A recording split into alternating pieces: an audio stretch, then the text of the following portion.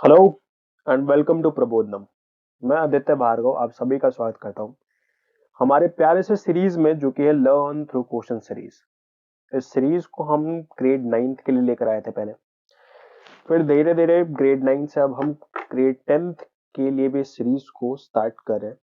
और सबसे पहला जो चैप्टर है जिसको हम उठा रहे हैं वो है इलेक्ट्रिसिटी, क्योंकि अक्सर अब बच्चों को इस चैप्टर में काफी ज्यादा ही टफनेस फील होता है। इसीलिए हम इस चैप्टर को लेकर चल रहे हैं। और इस सीरीज की विशेषता क्या है कि इस सीरीज में हम लोग क्वेश्चंस के थ्रू चीजों को सीखने की कोशिश करते हैं। हम शुरुआत करेंगे सबसे पहले एनसीईआरटी क्वेश्चन से, एनसीईआरटी के एक्सरसाइज के क्वेश्चन से। एंड उसके बाद हम इन टेक्स्ट क्वेश्चंस करेंगे। एंड फर्दर अगर बाई चांस हमें ऐसा लगा कि और भी कॉन्सेप्ट्स हैं जो कि अभी मिस आउट हो रहे हैं, तो फिर हम और भी एक्स्ट्रा क्वेश्चंस को लेकर आएंगे एंड उन कॉन्सेप्ट्स को सिखाने की कोशिश करेंगे। ओके, तो शुरू करते हैं अपने सीरीज को जो है कि लर्न थ्रू क्वेश्चन सीरीज। ये हमारा पहला question. A piece of wire of resistance R is cut into 5 equal parts. एक वायर का टुकड़ा है जिसका रेजिस्टेंस आर है और उसको 5 इक्वल पार्ट्स में काटा गया है। These parts are then connected in parallel. इन पार्ट्स को हमने पैरेलल कनेक्शन में और पैरेलली जोड़ दिया है। If the equivalent resistance of this combination is R dash, then ratio of R by R dash is। बहुत प्यारी बातें हैं और ध्यान से सुनना है, क्योंकि क्वेश्चन ये इकलौता एक ही क्वेश्चन है, बट इसमें बहुत सारे छोटे छोटे कॉन्सेप्ट को सीखने को मिलेगा और कोशिश करेंगे हम कि हर एक चीज इसमें क्लियर आउट हो जाए। ओके, तो सबसे पहले कह रहा है कि एक वायर है जिसका रेजिस्टेंस है आर। ओके, ड्रॉ कर लेते हैं। मान लेते हैं कि ये है वायर एंड इस वायर का रेजिस्टेंस जो है वो है आर। सर, पहला सवाल तो यही है कि व्हाट इज रेजिस्टेंस। ठीक है, तो कह रहा है कि इस वायर का रेजिस्टेंस है आर। पहला सवाल, व्हाट इज रेजिस्टेंस। तो पहले हम लोग जान लेते हैं कि रेजिस्टेंस क्या होती है। होता क्या है कि किसी भी कंडक्टर को अगर आप देखेंगे तो ऑल द वे कंडक्टर्स भी तो छोटे छोटे एटम्स से मिलकर बने होंगे। ऑफ कोर्स, वायर क्योंकि एक कंडक्टर है तो ये भी छोटे छोटे एटम से मिलकर बना होगा। इनकी विशेषता क्या होती है कि इनमें जो इलेक्ट्रॉन्स होते हैं, मेटल्स के अंदर की बात कर रहा हूं मैं। लेट अस सपोज ये एक मेटल है एंड इसमें ये कुछ एटम्स हैं। डिस्टिंग्विश कर पाने के लिए इन एटम्स को मैंने बड़ा और साथ में थोड़े दूर दूर बनाया है। और हर एटम में तीन चीजें, तीन फंडामेंटल पार्टिकल जो सब एटॉमिक पार्टिकल्स कहलाते हैं, वो तो ऑफ कोर्स अवेलेबल होते ही हैं। वो तीन सब एटॉमिक पार्टिकल्स कौन कौन से हैं? इलेक्ट्रॉन, जो कि नेगेटिवली चार्ज पार्टिकल होता है। नेगेटिवली चार्ज पार्टिकल होता है। प्लीज ध्यान से सुनना, हर एक चीज काफी ज्यादा इंपॉर्टेंट है। प्रोटॉन, जो कि पॉजिटिवली चार्ज पार्टिकल्स होते हैं।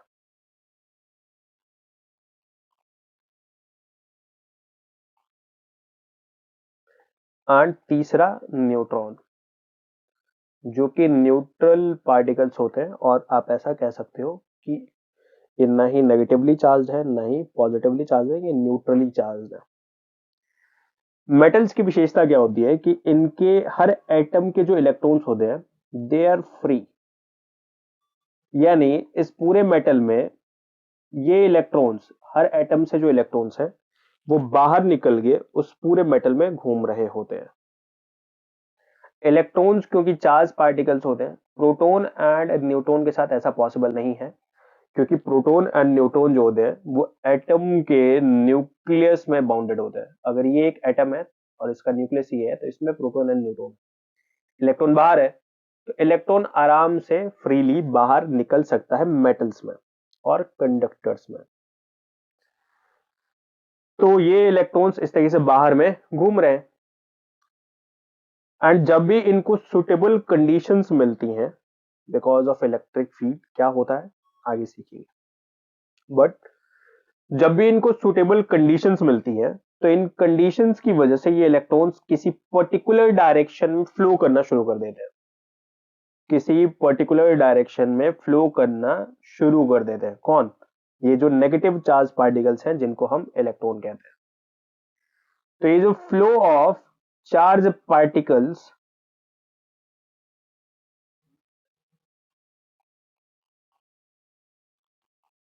in a particular direction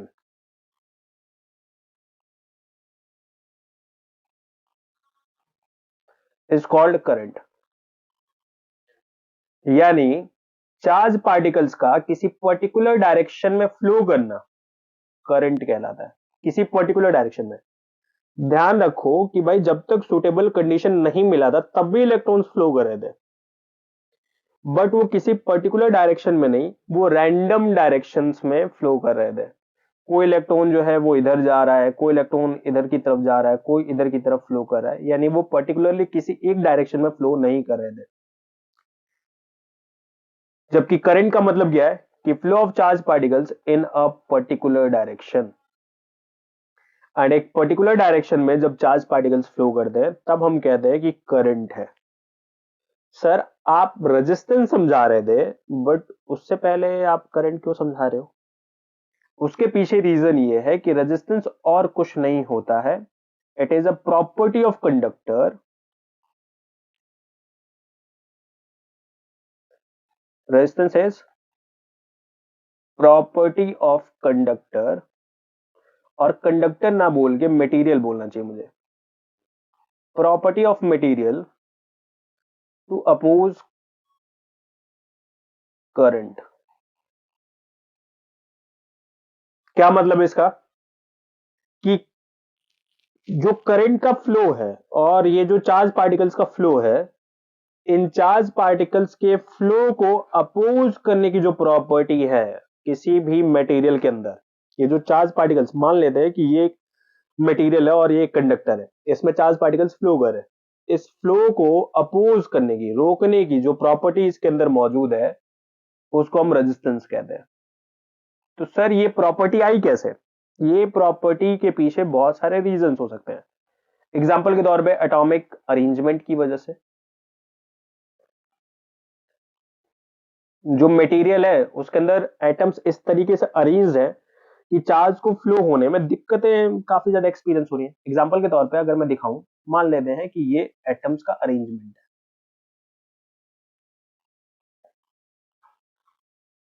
है, इस तरीके से स्मूथ अरेंजमेंट नहीं है। तब ऐसे केस में अगर एक इलेक्ट्रॉन जब फ्लो करेगा तो कभी इधर टकराएगा, इधर टकराएगा, इधर टकराएगा, इधर टकराएगा, तो ये बार बार टकराते हुए आगे बढ़ेगा। इसका मतलब ये कि इसको ऑपोजिशन एक्सपीरियंस हो रहा है, फ्लो होते वक्त रुकावटें एक्सपीरियंस हो रही हैं। यही तो रेजिस्टेंस है। तो रेजिस्टेंस जो होता है वो एटॉमिक अरेंजमेंट की वजह से आ सकता है, एटॉमिक वाइब्रेशंस की वजह से आ सकता है या आता है। इसके साथ साथ और भी बहुत सारे फैक्टर्स हैं, जैसे कि इलेक्ट्रॉन एंड न्यूक्लियस के बीच का फोर्स। तो ये बहुत सारे रीजंस हैं जिसकी वजह से मटेरियल के अंदर फ्लोइंग चार्ज को ऑपोजिशन एक्सपीरियंस होता है, एंड ये जो ऑपोजिशन एक्सपीरियंस हो रहा है और कंडक्टर के अंदर जो प्रॉपर्टी है फ्लोइंग चार्ज को अपोज करने की, करंट को अपोज करने की, इस प्रॉपर्टी को हम कहते हैं रेजिस्टेंस।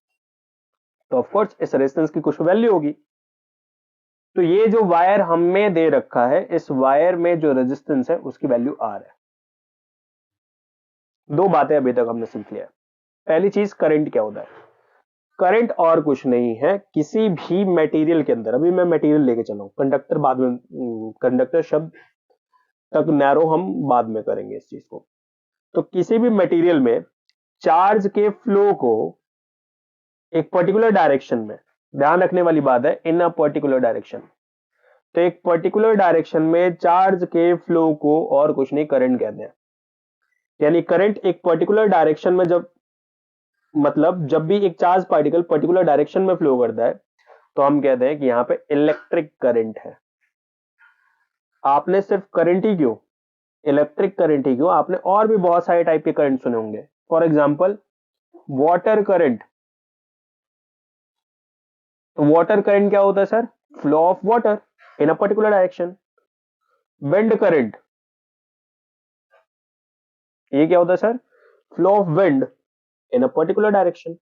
इसको एयर करंट भी कहते हैं, इन एयर करंट को ही विंड कहते हैं इन रियलिटी। तो flow of air in a particular direction air current है। Flow of water in a particular direction water current है। Flow of charge in a particular direction electric current है। तो जब भी चार्ज फ्लो करता है एक कंडक्टर के अंदर तो कंडक्टर की कुछ प्रॉपर्टीज की वजह से उसको चार्ज को अपोजिशन एक्सपीरियंस होता है और इसी प्रॉपर्टी को हम रेजिस्टेंस कहते हैं। एंड इस रेजिस्टेंस को हम मेजर करते हैं। कैसे मेजर करते हैं वो आगे अभी समझेंगे हम, लेकिन अभी तक माइट भी आपको ये दो बातें समझ में आ रही हैं। तो करंट कितना है ये कैसे मापा जाएगा, या करंट कितना, इलेक्ट्रिक करंट की वैल्यू कितनी है किसी भी वायर में किसी भी कंडक्टर में, ये कैसे मापा जाएगा? तो फिर आप उसके रेट से मापोगे कि पर सेकंड, रेट बोलने का मतलब क्या है? पर सेकंड, पर सेकंड कितना चार्ज फ्लो कर रहा है एक पर्टिकुलर डायरेक्शन में पर सेकंड। अगर मैं कह रहा हूं कि एक वायर में ए पॉइंट से बी पॉइंट की तरफ पर सेकंड 2 कूलम चार्ज फ्लो कर रहा है, तो फिर हम कहेंगे कि 2 एम्पियर का करंट है। 2 एम्पियर का मतलब क्या हो गया? 2 कूलम पर सेकंड। हर एक सेकंड में 2 कूलम चार्ज ए से बी की तरफ पहुंच जाता है, तो इसको हम कहते हैं करंट। करंट की वैल्यू है ये। एंड रेजिस्टेंस की वैल्यू क्या होगी सर? और उसके लिए हमें थोड़ा सा देखना पड़ेगा। ये जो आप देख रहे हो सामने में, ये बेसिक तौर पे रजिस्टर्स हैं। इन डिवाइसेस को रजिस्टर्स कहते हैं।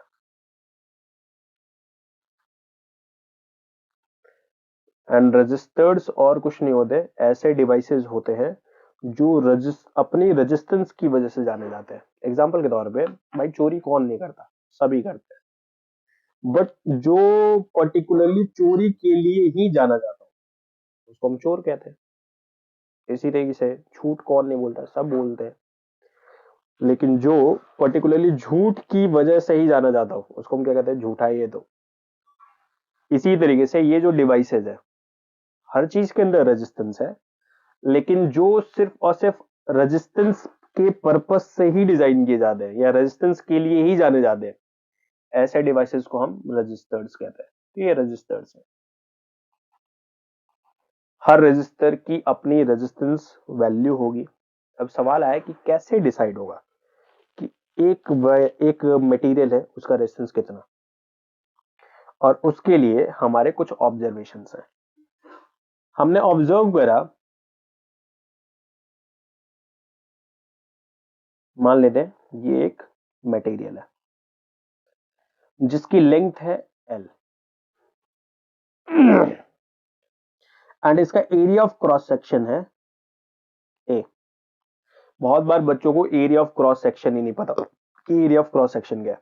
एरिया ऑफ क्रॉस सेक्शन का एरिया। अब क्रॉस सेक्शन किसको कहते हैं? क्रॉस सेक्शन बेसिक तौर पर अगर हम बात करें, लेट अस सपोज ये है हमारे पास कोई रॉड, तो अगर मैं इसके स्लाइसेस काटूं, इस रॉड के बहुत बारीक बारीक स्लाइसेस काटूं, तो इस तरीके के स्लाइसेस मुझे देखने को मिलेंगे, इस तरीके के छोटे छोटे स्लाइसेस देखने को मिलेंगे। तो ये जो हर एक स्लाइस है इसी को हम क्रॉस सेक्शन कहते हैं। तो एरिया ऑफ क्रॉस सेक्शन, अब यहां पे देख सकते हो स्क्वायर शेप है क्रॉस सेक्शन का एरिया, जबकि इस वाले केस में अगर आप देखोगे तो यहाँ पे आपका जो क्रॉस सेक्शनल एरिया है या क्रॉस सेक्शन का जो शेप है वो सर्कुलर है। तो अगर आप एरिया निकाल दो, अब सिंपल सी बात है, ये पूरी वायर जो है ऐसे ऐसे बारीक सर्कल्स से मिलकर बनी है, ऐसे ऐसे बारीक सर्कल्स के स्लाइसेस से मिलकर बनी है। इन सारे सर्कल्स के स्लाइसेस को जोड़ दो तो वायर मिल जाएगा मुझे। तो area of cross section A है। तो हमने क्या ऑब्जर्व करा कि रेजिस्टेंस जो होता है वो डायरेक्टली प्रोपोर्शनल होता है लेंथ ऑफ मटेरियल के, या लेंथ ऑफ मटेरियल ही बोल देते हैं, क्योंकि चाहे कंडक्टर हो, चाहे इंसुलेटर हो, चाहे सेमीकंडक्टर हो, सब में ये विशेषताएं देखने को मिलती हैं। तो हमने क्या देखा कि रेजिस्टेंस किसी भी मटेरियल का डायरेक्टली प्रोपोर्शनल है लेंथ ऑफ मटेरियल के। हाँ, अगर लेंथ ज्यादा है, मान लेते दो ऑब्जेक्ट्स, एक ऑब्जेक्ट ये रहा एंड एक मटेरियल ये रहा, जब चार्ज फ्लो करेगा तो यहां पे क्योंकि पार्टिकल्स कम है तो इसको ऑपोजिशन कम एक्सपीरियंस होगा, जबकि यहां से फ्लो करते वक्त बहुत सारे पार्टिकल से टकराएगा तो ऑपोजिशन ज्यादा एक्सपीरियंस होगा। हो, रेजिस्टेंस ज्यादा, रेजिस्टेंस कम। यानी फर्स्ट केस में लेंथ कम थी तो रेजिस्टेंस कम एक्सपीरियंस हुआ, जबकि सेकंड केस में लेंथ ज्यादा थी तो रेजिस्टेंस ज्यादा एक्सपीरियंस हुआ। यही से हमें पहली बात ऑब्जर्व होती है क्या, कि resistance is directly proportional to length of material. The more the length, the more the resistance of the material. And दूसरी बात जो चीज हमें समझ में आती है वो ये कि रेजिस्टेंस जो होता है वो इनवर्सली प्रोपोर्शनल होता है एरिया ऑफ क्रॉस सेक्शन के। इसका मतलब ये कि अगर क्रॉस सेक्शन का एरिया ज्यादा हुआ तो रेजिस्टेंस आपको कम देखने को मिलेगा, क्रॉस सेक्शन का एरिया कम हुआ तो रेजिस्टेंस आपको ज्यादा देखने को मिलेगा। समझ लेते हैं कैसे। मान लेते हैं कि दो वायर्स है, एक का रेजिस्टेंस, एक का एरिया ऑफ क्रॉस सेक्शन कम है जबकि दूसरे का एरिया ऑफ क्रॉस सेक्शन ज्यादा है। अब तक तो थोड़ा सा आपको आइडिया लग गया होगा कि यहां पे कंजेशन ज्यादा है, जिसकी वजह से जब चार्ज पार्टिकल फ्लो करेगा तो उसके कोलाइड होने के चांसेस ज्यादा है, उसको अपोज होने के चांसेस ज्यादा है। तो एरिया ऑफ क्रॉस सेक्शन कम तो स्पेस कम, और स्पेस कम तो रेजिस्टेंस ज्यादा। एरिया ऑफ क्रॉस सेक्शन ज्यादा तो स्पेस ज्यादा मिलेगा, कोलाइड होने के चांसेस कम होंगे, रेजिस्टेंस कम होगा, ऑपोजिशन कम एक्सपीरियंस होगा, रेजिस्टेंस कम होगा। तो आप देख रहे हो कि इस वाले केस में चार्ज पार्टिकल इजीली फ्लो कर जाएगा, उसको ऑपोजिशन कम एक्सपीरियंस होगा। यानी एरिया अगर ज्यादा तो रेजिस्टेंस कम, एरिया अगर कम, एरिया ऑफ क्रॉस सेक्शन अगर कम, क्रॉस सेक्शन की एरिया की बात करूं बस, पूरे के पूरे मटेरियल की पूरी एरिया की बात नहीं कर रहा मैं सिर्फ क्रॉस सेक्शन का एरिया। तो अगर क्रॉस सेक्शन का एरिया कम तो फिर ऑपोजिशन ज्यादा, बोले तो रेजिस्टेंस ज्यादा। यही दो बातें हमने ऑब्जर्व करा।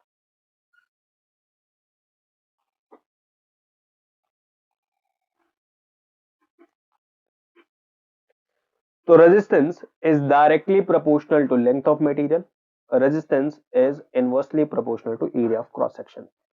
अगर मैं इन दोनों चीजों को एक साथ लिखूं तो क्या मैं ऐसा लिख सकता हूं, R is directly proportional to L but inversely proportional to A। A बोले तो एरिया ऑफ क्रॉस सेक्शन। जब भी हम प्रोपोर्शनैलिटी हटाते हैं तो एक कांस्टेंट को इंट्रोड्यूस करते हैं एंड वो कांस्टेंट है ये, जिसको हम रेजिस्टिविटी कहते हैं। एंड यही रेजिस्टिविटी यहाँ पे कांस्टेंट का काम करती है, जिसको हम रो से डिनोट करते हैं। इट मींस किसी भी मटेरियल का रेजिस्टेंस कितना होगा, rho L by A. What is L? L is nothing but length of the material. What is a? A is area of cross section. Sir resistivity क्या है, ये किस तरीके का कांस्टेंट है, क्या बता रहे हैं? ध्यान से सुनना, चीजें ध्यान से सुनना है।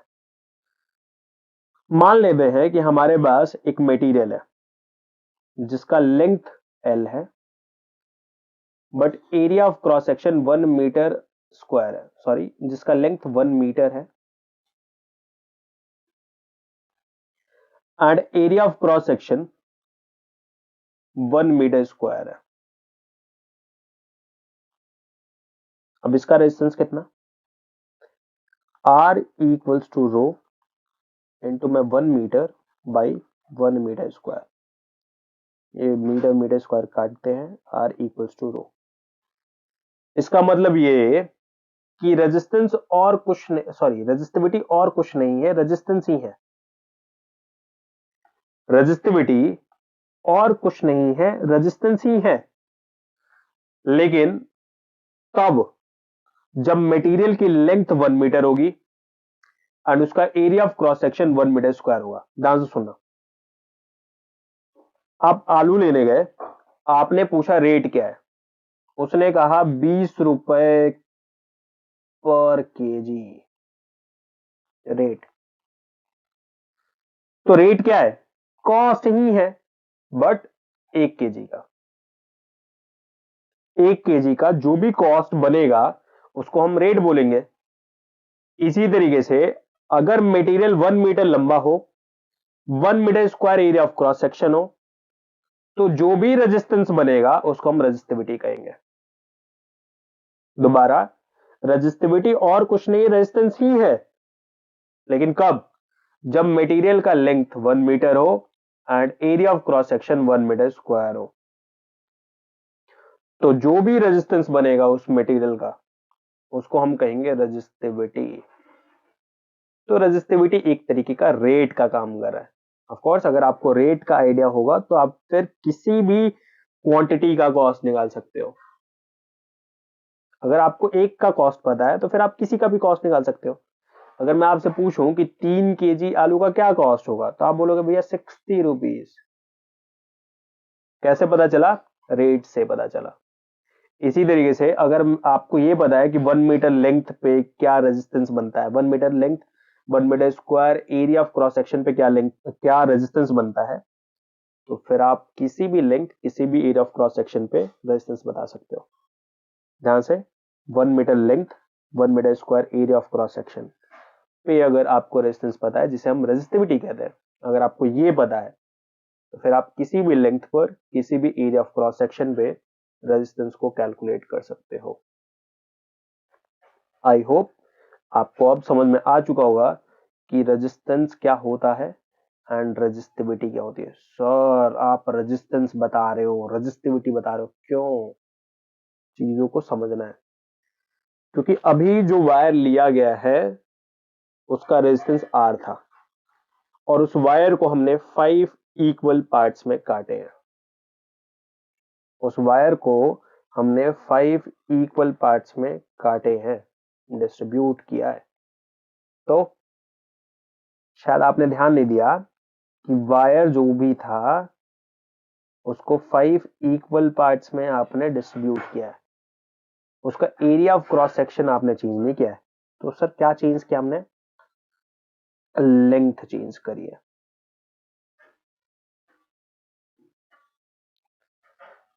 और लेंथ चेंज करी है तो हर वायर का रेजिस्टेंस अलग होगा, R नहीं होगा। सर इक्वल ही होगा ना पांचों का? हाँ पांचों का इक्वल होगा। क्यों? क्योंकि पांचों की लेंथ इक्वल है, पांचों का area of cross section equal है। तो सर पांचों का रेजिस्टेंस होगा कितना? भाई टोटल रेजिस्टेंस कितना था? R।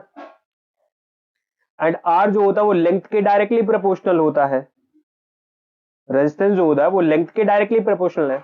अगर आप लेंथ को 5 गुना कम कर दो तो फिर रेजिस्टेंस भी 5 गुना कम हो जाएगा।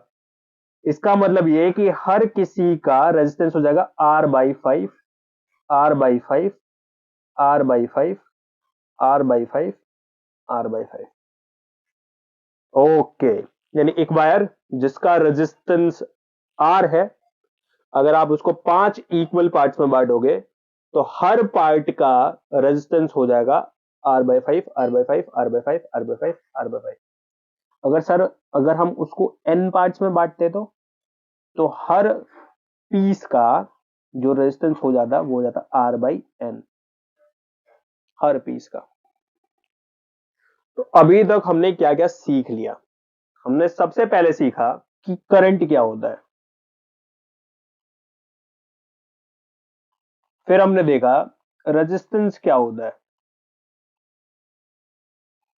सर करंट और कुछ नहीं होता, चार्ज के फ्लो को कहते हैं इलेक्ट्रिक करंट। प्लीज जब मैं करंट बोल रहा हूं तो बाय डिफॉल्ट इलेक्ट्रिक करंट समझना, वाटर करंट और विंड करंट समझने की भूल मत कर देना।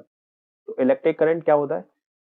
यूनिट सेकंड, यूनिट टाइम में चार्ज कितना फ्लो हो रहा है एक कंडक्टर के अंदर, एक मटेरियल के अंदर, उसको हम कहते हैं करंट।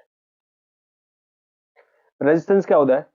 उस मटेरियल में इनबिल्ट एक प्रॉपर्टी है जो कि चार्ज के फ्लो को अपोज करती है because of some various factors.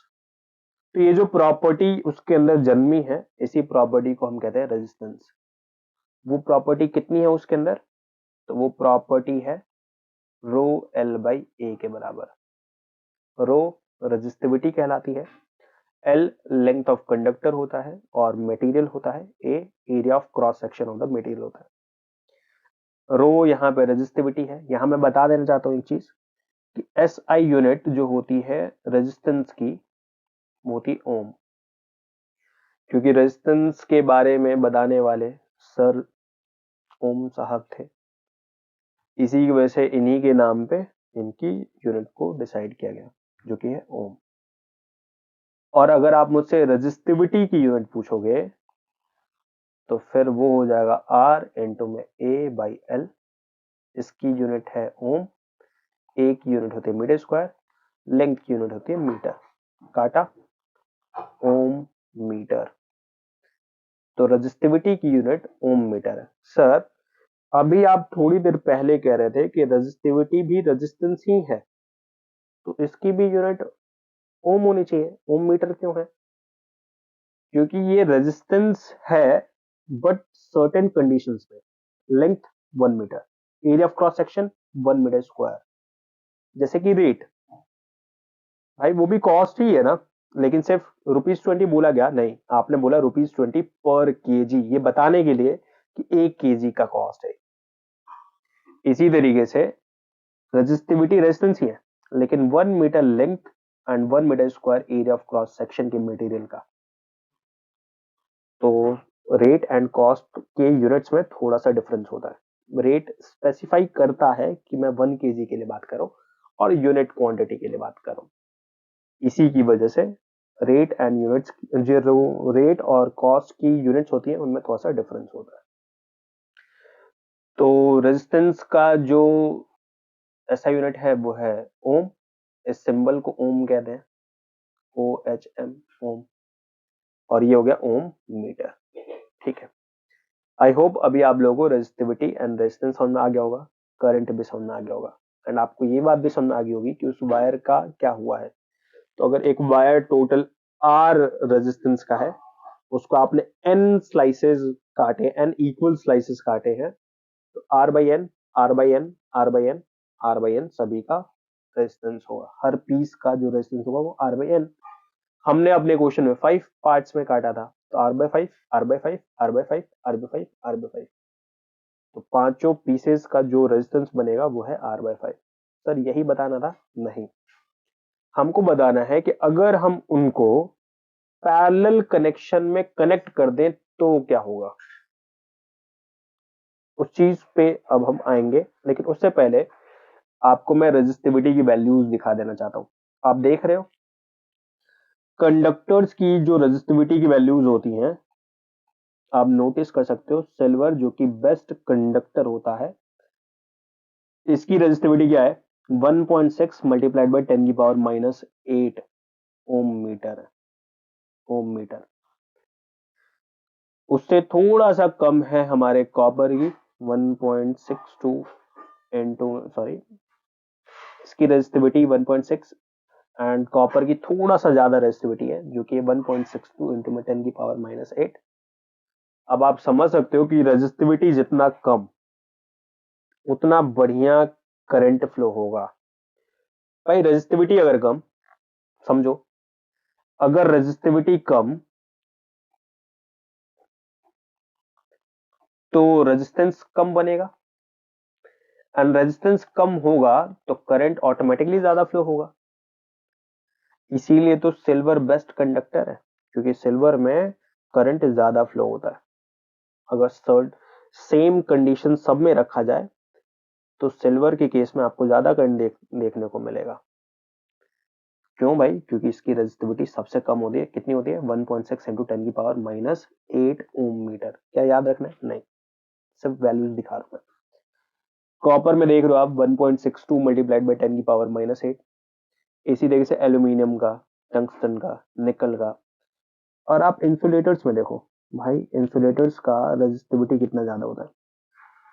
10 to the power 10 से लेकर 10 टू द पावर 14। ये ग्लास के लिए, रबर के लिए तो और ज्यादा, एबोनाइट के लिए और ज्यादा रेजिस्टिविटी ज्यादा है इनकी। एंड सर अगर रेजिस्टिविटी ज्यादा होगी तो इनका रेजिस्टेंस भी, इन मटेरियल से अगर कुछ बनाओगे आप तो उसका रेजिस्टेंस भी हाई होगा एंड रेजिस्टेंस हाई होगा तो करंट कम फ्लो करेगा। इसीलिए तो इनको इंसुलेटर कहते हैं। तो इंसुलेटर्स कौन होते हैं? जिनमें करंट फ्लो नहीं हो पाता। क्यों नहीं हो पाता? क्योंकि इनका रेजिस्टेंस हाई है। रेजिस्टेंस क्यों हाई है? क्योंकि इनकी रेजिस्टिविटी हाई है। वही कंडक्टर्स की अगर हम बात करें तो कंडक्टर्स की रेजिस्टिविटी लो है, रेजिस्टेंस लो होगा, करंट फ्लो होगा। इसीलिए इनको हम कंडक्टर्स कहते हैं। तो कंडक्टर्स वो होते हैं जो इलेक्ट्रिकल करंट को फ्लो होने दें, यानी चार्जेस को फ्लो होने दें। जबकि इंसुलेटर्स कौन होते हैं? जो चार्जेस को फ्लो नहीं होने देंगे। क्यों? क्योंकि इनकी रेजिस्टिविटी और रेजिस्टेंस काफी हाई होती है।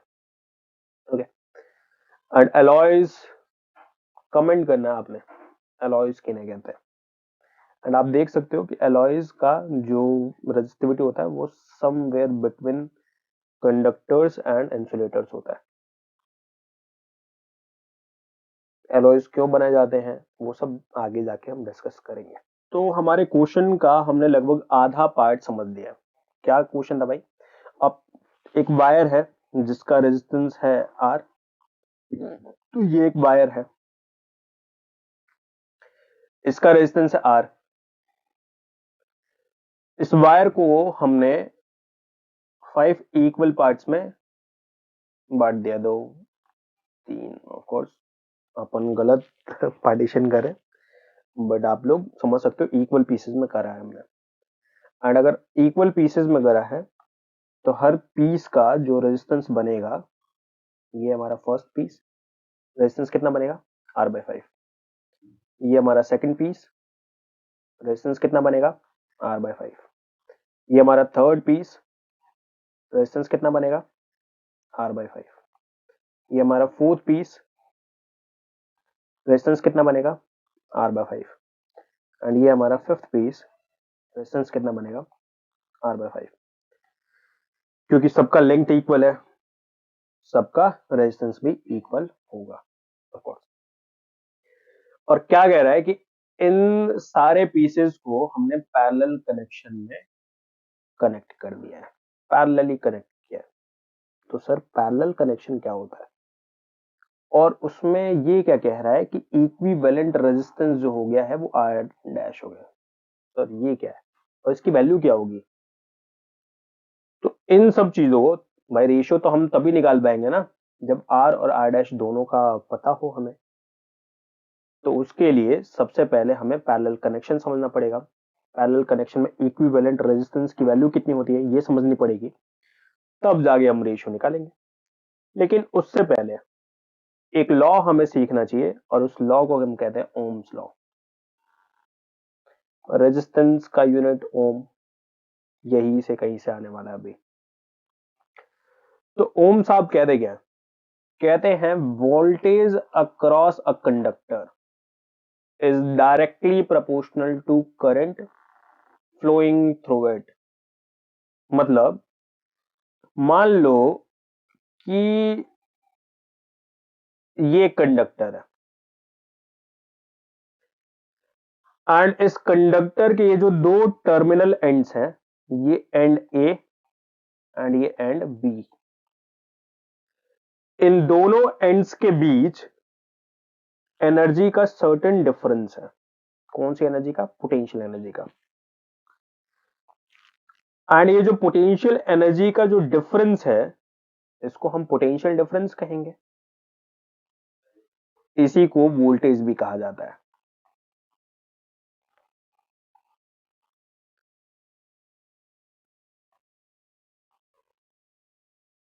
इसका मतलब ये कि ए और बी के बीच जो पोटेंशियल डिफरेंस है वो कुछ तो है, वोल्टेज कुछ तो है। इसी डिफरेंस की वजह से होता गया है कि करंट फ्लो करता है। सर, चार्ज फ्लो करना पॉसिबल हो पाता है बिकॉज ऑफ पोटेंशियल डिफरेंस। हाँ, कभी भी किसी भी चीज को फ्लो करने के लिए there must be some difference. Example के तौर पे आपने सोशल साइंस में पढ़ा होगा कि एयर कैसे फ्लो करती है, जिसको हम विंड कहते हैं। आपने देखा होगा कि जमीन के दो सेक्शंस पे प्रेशर का डिफरेंस अलग अलग होता है। हो सकता है कि इस सेक्शन पे एयर का प्रेशर काफी ज्यादा हो, एयर बहुत ज्यादा हो, वही दूसरे पोर्शन पे एयर का प्रेशर ज्यादा नहीं हो। अब क्योंकि नेचर इक्वालिटी पे विश्वास रखती है, नेचर फॉलो करती है एक प्रिंसिपल को, जिसको हम कहते हैं प्रिंसिपल ऑफ इक्वालिटी। तो नेचर क्या कहेगी कि भाई हाई प्रेशर का जो जोन है, यहां से लो प्रेशर के जोन पर एयर को फ्लो कराना शुरू करो, ताकि दोनों जगहों पे इक्वालिटी बनी रहे। प्रेशर का डिफरेंस आया तो एयर फ्लो करा।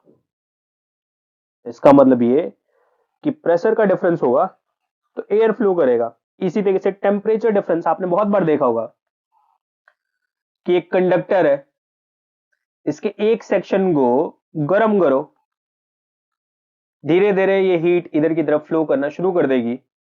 क्यों? क्योंकि यहां पे टेम्परेचर हायर, यहां पे टेम्परेचर लो।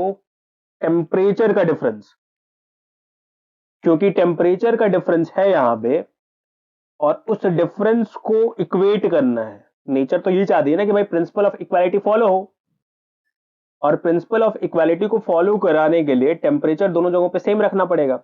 और लेकिन यहां पे कंडीशंस ऐसी हैं कि भाई टेम्परेचर दोनों जगहों का सेम नहीं है, एक जगह का टेम्परेचर ज्यादा है, दूसरी जगह का टेम्परेचर कम है, तो फिर हीट फ्लो करेगा। टेम्परेचर डिफरेंस की वजह से हीट फ्लो करता है, प्रेशर डिफरेंस की वजह से एयर फ्लो करती है, जिसको हम विंड कहते हैं। सिमिलरली, अगर चार्जेस की एनर्जी में डिफरेंस होगा दो सेक्शंस पे, सेक्शन ए यहां एनर्जी कुछ और है, सेक्शन बी यहां एनर्जी कुछ और है। लेट अस सपोज कि ए सेक्शन पे चार्जेस की एनर्जी ज्यादा है एंड सेक्शन बी पे चार्जेस की एनर्जी कम है, तो फिर आपके चार्जेस ए से बी की तरफ फ्लो करना शुरू कर देंगे। तो ये जो एनर्जी का डिफरेंस होता है, इसको हम कहते हैं पोटेंशियल डिफरेंस और वोल्टेज। तो ओम साहब क्या कहते हैं कि जितना ज्यादा वोल्टेज होगा, जितना ज्यादा ये डिफरेंस होगा, उतना ज्यादा चार्ज फ्लो करेगा, करंट उतना ज्यादा होगा। ऑफ कोर्स सही बात है ये।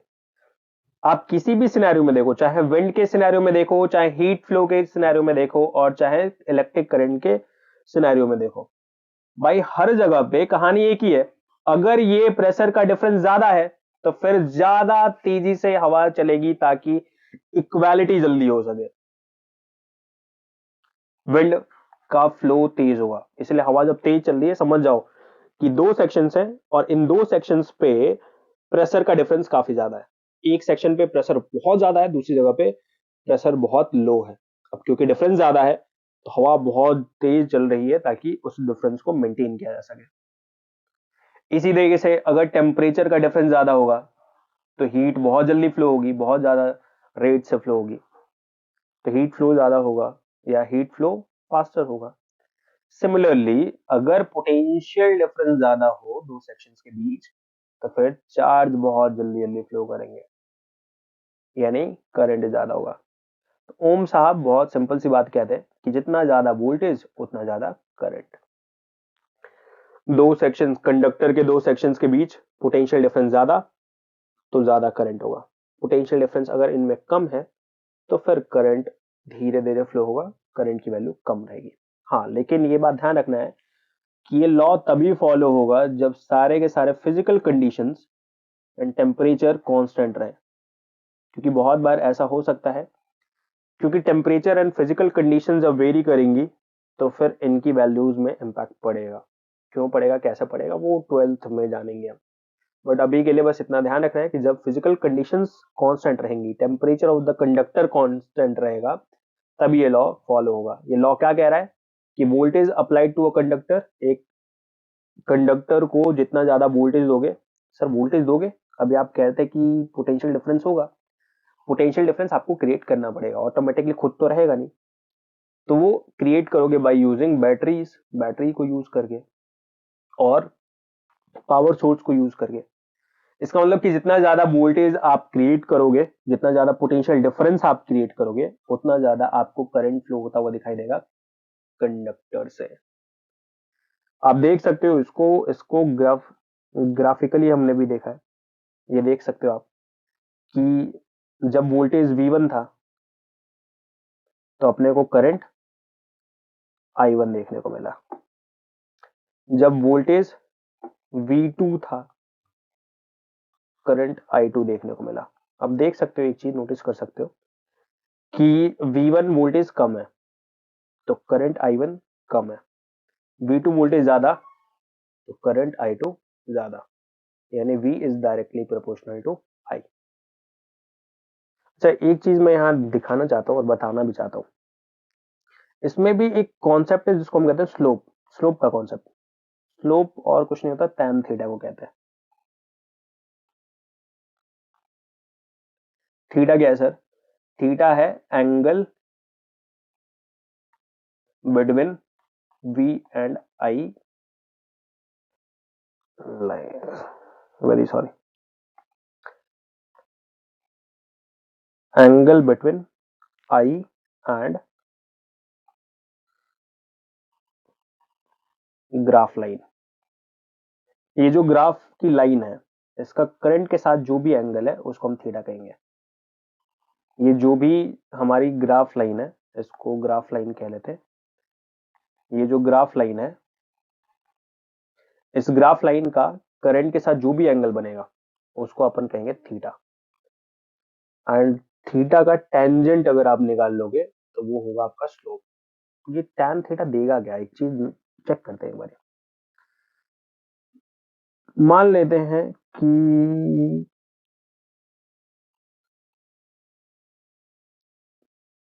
ये हमारा I एंड ये हमारा V, ये हो गया V1 एंड ये हो गया हमारा I1। ऑफ कोर्स आप देख रहे होगे कि tan थीटा और कुछ नहीं होता, परपेंडिकुलर बाई बेस होता है। तो यहां परपेंडिकुलर क्या है, V है, एंड बेस क्या है, I है, यानी tan थीटा हमें V बाई I ये रेशियो देगा। इस रेशियो को कहते हैं हम रेजिस्टेंस, इसी रेशियो को हम कहते हैं रेजिस्टेंस। यहां पे V इक्वल्स टू, सवाल आना चाहिए ना कि सर प्रोपोर्शनैलिटी को हटाओगे तो क्या लगाओगे, तो प्रोपोर्शनैलिटी को हटाएंगे अगर हम तो यहाँ जो कांस्टेंट लगाएंगे वो है हमारा resistance. It means voltage proportional है करंट के, जितना ज्यादा वोल्टेज रखोगे उतना ज्यादा करंट होगा, ऑफ कोर्स होगा। कितने टाइम्स होगा, तो R टाइम्स होगा, रेजिस्टेंस के टाइम्स। यानी अगर रेजिस्टेंस ज्यादा होता है तो फिर करंट कम होगा, रेजिस्टेंस कम होता है तो करंट ज्यादा होगा, लेकिन ऑफ कोर्स वोल्टेज बढ़ाओगे तो करंट बढ़ेगा। वोल्टेज बढ़ाओगे आप तो करंट की वैल्यू क्या होगी, बढ़ेगी। तो V equals to I R, ये बड़ा फेमस सा रिलेशन है और इसी रिलेशन को ओम्स लॉ और ओम्स रिलेशन कहते हैं।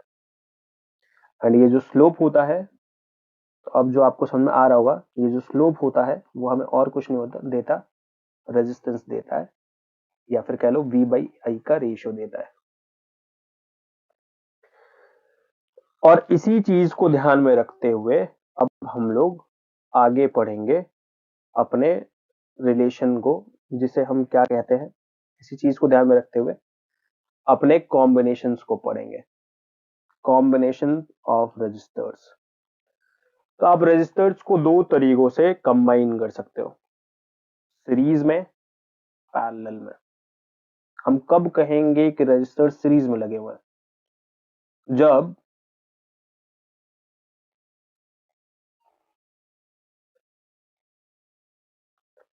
एक रजिस्टर दूसरे से कनेक्टेड हो, दूसरा रजिस्टर तीसरे से कनेक्टेड हो, तीसरा चौथे से कनेक्टेड हो, तो फिर हम कहते हैं कि ये सीरीज कॉम्बिनेशन है।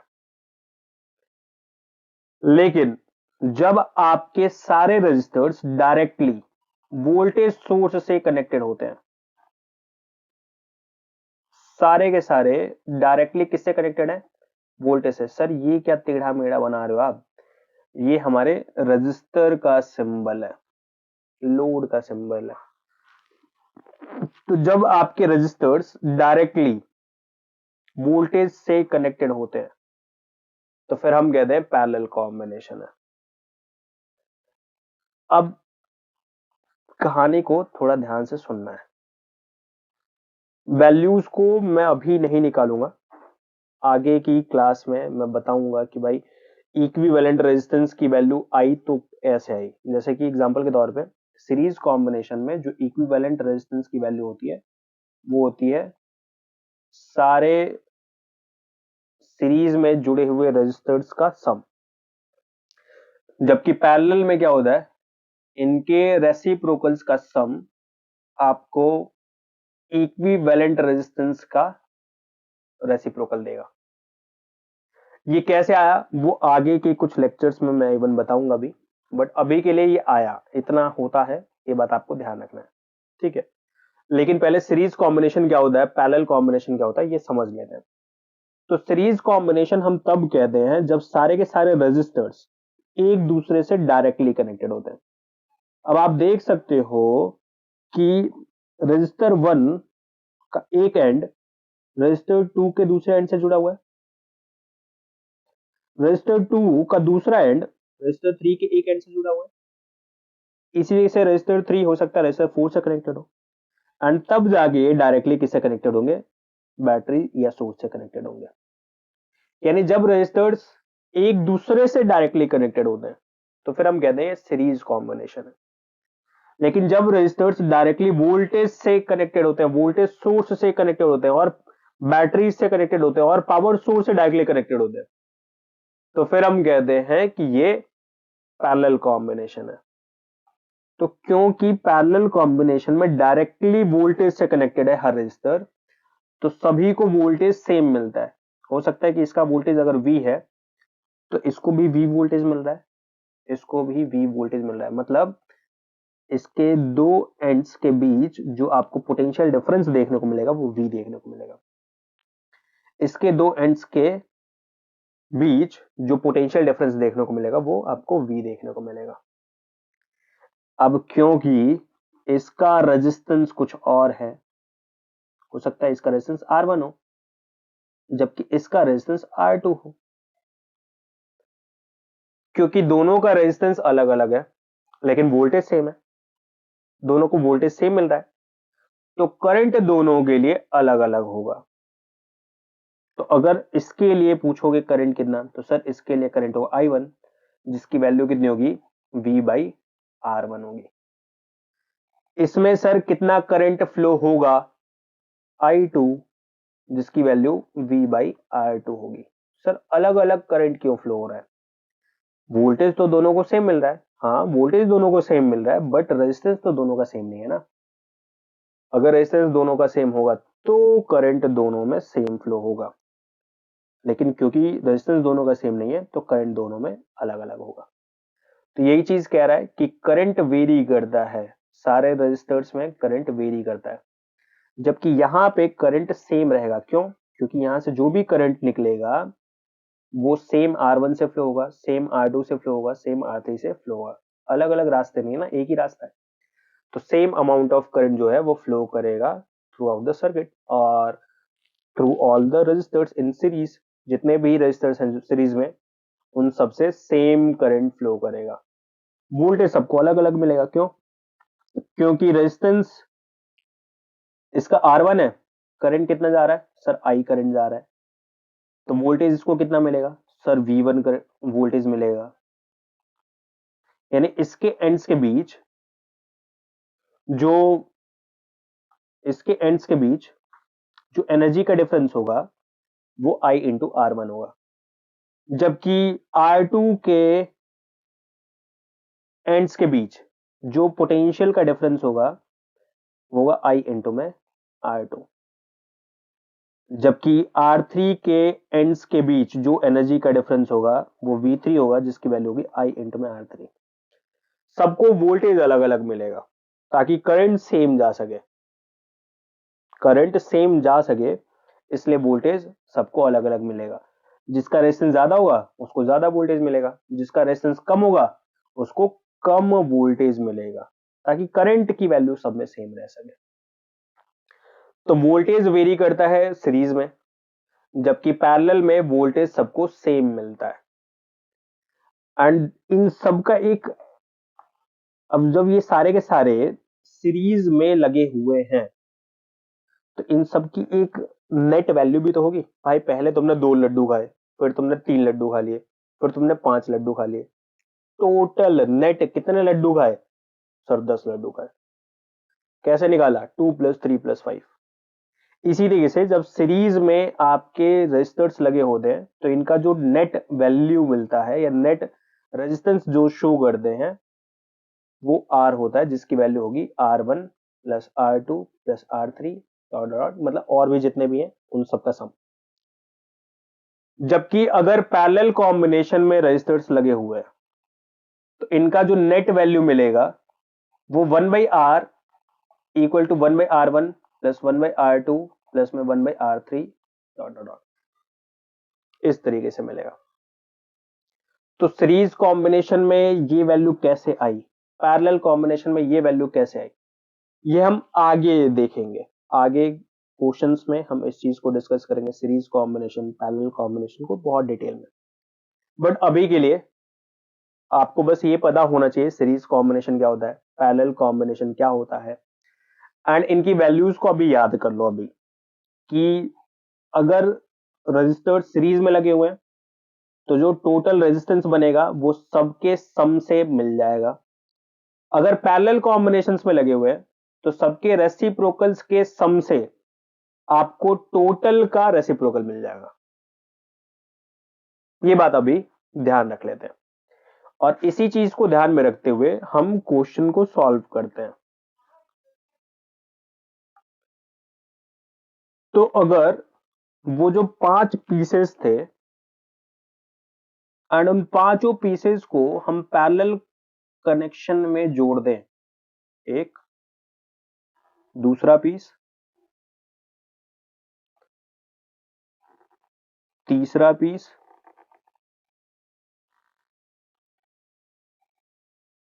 चौथा पीस एंड पांचवा पीस, सबका रेजिस्टेंस कितना है sir? R/5, R/5, R/5, R/5 and R/5। And अगर ये तीनों के, ये पांचों के पांचों पैरेलल कनेक्शन में जुड़े हुए हैं तो नेट रेजिस्टेंस कितना बनाएंगे सर? जो नेट रेजिस्टेंस बनेगा वो लिखा तो है R' बनेगा, यानी इन सब का जो टोटल वैल्यू मिलेगी हमें, इन सब का जो हमें टोटल वैल्यू देखने को मिलेगा वो कितना देखने को मिलेगा? R'। ये R' की वैल्यू होगी कितनी सर? तो R' की जो वैल्यू होगी, जो टोटल वैल्यू हमें देखने को मिलेगी वो कितनी देखने को मिलेगी? तो 1/R' equals to 1/R1 plus 1/R2 plus 1/R3 plus में 1/R4 प्लस में 1/R5। सर आप रेसिप्रोकल्स को क्यों ऐड कर रहे हो? आप वो डायरेक्टली क्यों ऐड नहीं कर रहे हो? क्योंकि यहां साफ साफ बोल रहा है पैरेलल कनेक्शन में जुड़े हुए हैं। Connected in parallel. सीरीज बोला होता तो हम डायरेक्टली जोड़ देते, बट क्योंकि पैरेलल कनेक्शन बोला हुआ है इसलिए हमने सबके रेसिप्रोकल्स को ऐड किया, जिससे हमें टोटल रेजिस्टेंस का रेसिप्रोकल मिलेगा।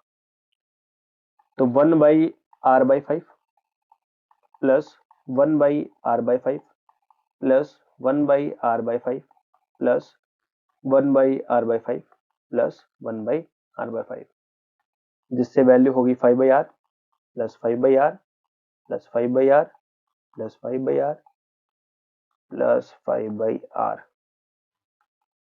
ये 5/r 5 बार है तो 5 इंटू में 5/r। तो 1/r' की क्या वैल्यू बनेगी? 25/r। तो r' की क्या वैल्यू बनेगी? r/25। तो जो नेट रेजिस्टेंस बनेगा इन पांचों की वजह से वो कितना बनेगा? r/25 बनेगा। एंड क्योंकि नेट रेजिस्टेंस बना है r/25, ओरिजिनली क्या था? r, हमसे रेशियो किसका पूछ रहा है? r/r' का। तो r/r' की क्या वैल्यू होगी? सर r/25,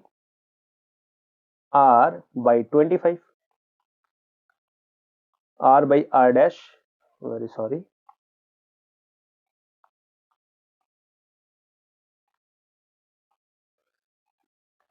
तो r/r' हो गया 25/1 और 25।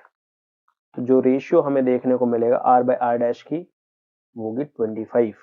ये रहा आंसर। आई होप आपको ये सारी बातें समझ में आई होंगी। ओके, क्या करा है मैंने? कुछ नहीं, पैरेलल कॉम्बिनेशन में जो नेट रेजिस्टेंस होता है उसको कैलकुलेट करा। नेट रेजिस्टेंस कितना था? r', जिसकी वैल्यू कितनी आई? r/25। कैसे आई? तो सारे के सारे रेजिस्टर्स के रेसिप्रोकल्स को ऐड करके मुझे नेट रेजिस्टेंस का रेसिप्रोकल मिला। सबको ऐड करा मैंने एंड ऐड करने के बाद मुझे मिला 25/r। ये तो रेसिप्रोकल था, तो r' कैसे निकलेगा? तो r/25, उल्टा कर दिया मैंने। तो r/25 हमारा नेट रेजिस्टेंस हो गया। रेशियो हमसे r/r' पूछा था, हमने पुट कर दिया एंड जैसे पुट करा हमने तो हमें वो चीजें मिल गई। क्या मिल गया हमें? रेशियो 25 मिल गया रेशियो। तो आई होप अभी आपको ये चीजें समझ में आ रही होंगी। तो आज की क्लास में हमने क्या क्या चीजें डिस्कस करी है। आज की क्लास में हमने सबसे पहले देखा करंट क्या होता है, हमने देखा रेजिस्टेंस क्या होता है, हमने देखा वोल्टेज क्या होता है जिसको हम पोटेंशियल डिफरेंस भी कहते हैं,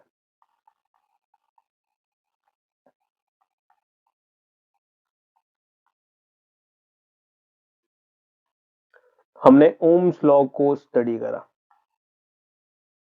ओम्स लॉ क्यों स्टडी करा है? उसके पीछे रीजन है कि हमें आगे जाके सीरीज कॉम्बिनेशन की नेट रेजिस्टेंस की वैल्यू पता करनी है। सिमिलरली पैरेलल कॉम्बिनेशन की नेट रेजिस्टेंस पता करना है और उसके लिए ओम्स लॉ की जानकारी थोड़ी सी होनी जरूरी थी। तो कॉम्बिनेशन ऑफ रेजिस्टर्स देखे हमने, दो कॉम्बिनेशंस की स्टडी करी हमने, एक पढ़ा सीरीज और दूसरा पढ़ा पैरेलल। सीरीज में हमने जाना कि जो नेट रेजिस्टेंस होता है वो सारे के सारे रेजिस्टर्स के सिंपल एडिशन से मिल जाएगा, जबकि पैरेलल में नेट रेजिस्टेंस का रेसिप्रोकल मिलेगा सारे पैरेलली जुड़े हुए रेजिस्टर्स के रेसिप्रोकल्स को ऐड करके। लेकिन ये वैल्यूज कैसे आई ये अभी हमने डिस्कस नहीं करा हुआ है, इसको हम आगे फर्दर लेक्चर्स में हम इस चीज को समझने की कोशिश करेंगे। तो हमने कुल मिलाकर आज की क्लास में ये सारी बातें पढ़ ली। क्लास लंबी हो जाती इसीलिए हमने इन दो डेरिवेशंस को नहीं देखा है, आगे हम इनको देखेंगे, बट अभी के लिए आपको ये बातें बस ध्यान रखना है, याद रखना है, आगे इस चीज को भी कैलकुलेट कर लेंगे। ओके, एंड आई होप आप लोगों को पहला क्वेश्चन जिसमें इतने सारे इंफॉर्मेशन सिखाए ये आपको ध्यान रहेगा। प्लीज अगर पसंद आए तो चैनल को लाइक करो, शेयर करो, सब्सक्राइब करो एंड जो भी चीजें आपको ना समझ में आए उसको कमेंट में पूछो भी। Okay, thank you.